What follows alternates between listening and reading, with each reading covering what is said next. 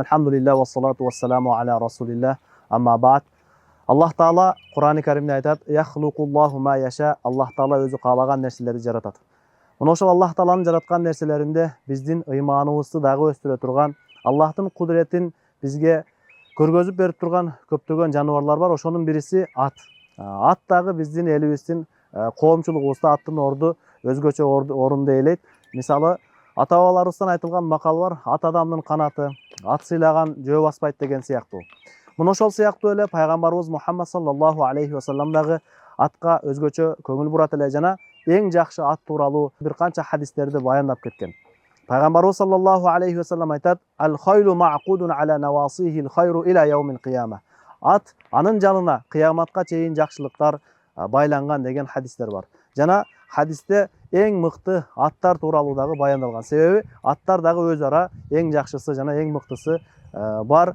Бул тууралуу пайгамбарыбыз саллаллаху алейхи ва саллям бир хадисте эң мыкты аттын сыпаттарын баяндап, мындайча баяндаган: "Хайрул хайли ал-адхамул акрахул арсам, суммал акрахул мухаджал талқул ямин, фа ин лам якун факумайтун аля хадихи шия, ау кама кала алейхи салату вассалам." Аттардын эң мыктысы кара түстө болсо, анын кашкасы бар болсо жана мурду ак болуп, үч буту ак, оң буту өзүнүн негизги өңүндө болсо. Эгер бул сыпаттар табылбаса, анда тору ат болуп, жогоруда айтылган өзгөчөлүктөр менен болсо, мына ошол атта пайгамбарыбыз саллаллаху алейхи ва саллям жакшылык бар жана бул ат эң мыкты ат деп баяндаган. Бүгүнкү сабагыбызда сиздерге мына ушул сыпаттар табылган, пайгамбарыбыз саллаллаху алейхи ва саллям эң мыкты ат деп айткан атты көргөзмөкчүбүз.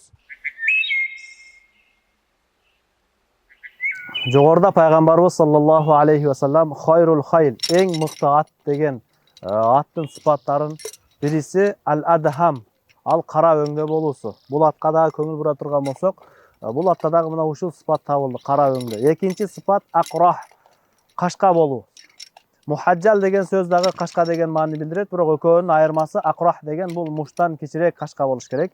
Эгер бул атка да маани берсек, бир аз кичирээк болсо дагы бирок кашкасы бар. Андан кийинкиси арсам. Арсам деген сөздүн мааниси мурду ак болуусу. Мурдуна актык бар экен. Кийинки сыпат дагы табылды. Андан кийинки сыпат мухаджал.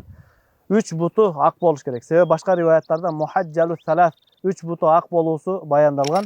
Бул аттын дагы үч буту, арткы эки бут жана алдыңкы сол колу ак түстө экендиги көрүнүп турат. Андан кийинки сыпат болсо талкул ямин, оң колу өзүнүн негизги өңүндө кара өңдө болуусу деп шарт коюлду. Мына ушул сыпат дагы бул атта табылды: оң колу өзүнүн негизги өңүндө. Пайгамбарыбыз саллаллаху алейхи ва саллям хадистин уландысында айтат: "Фа иллам якун", эгерде бул сыпаттар кайсы бир атта табылбаса, кара өңдө болбосо, факумайтун аля хадихи шия, анда тору ат болуп, жогоруда айтылган кашка болуусу, мурдунун ак болуусу жана үч бутунун ак болуп, оң колу өзүнүн негизги өңүндө болуусу баяндалды.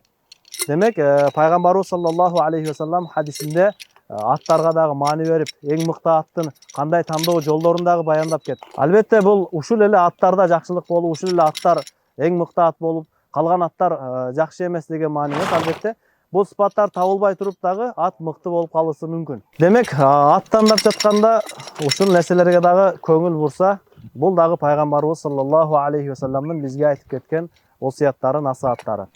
Ат тууралуу Аллах Таала Кур'ан-ы Каримде эскерген, пайгамбарыбыз хадисте айткан, себеби аттын бир канча өзгөчөлүктөрү бар. Мисалы, ат кожоюнга толук баш ийет. Эгерде өзү каалабай турса дагы, өзүнө жакпай турса дагы, кожоюндун буйруган тарабына эч бир токтобостон туруп, эржүрөктүк кылганга ат даяр болот. Бул дагы Аллах Таала Кур'ан-ы Каримде мактагандыгынын себептеринен бириси деп уламалар айтып кетишкен. Албетте, ат менүү бул пайгамбарыбыз саллаллаху алейхи ва саллямдын сүннөттөрүнөн. Жана ат менүүнүн өзүнүн дагы адептери, сүннөттөрү бар. Биротоло муну дагы үйрөнүп кетсек, жана дуаларын дагы үйрөнүп кетсек дагы жакшыраак болот. Ат мингенде оң жагынан минүү сүннөт болуп саналат. Мынакей атка миндик, эми дуасын окуйбуз. Субханаллази саххара лана хаза ва ма кунна лаху мукринин ва инна иля раббина ламунқалибун.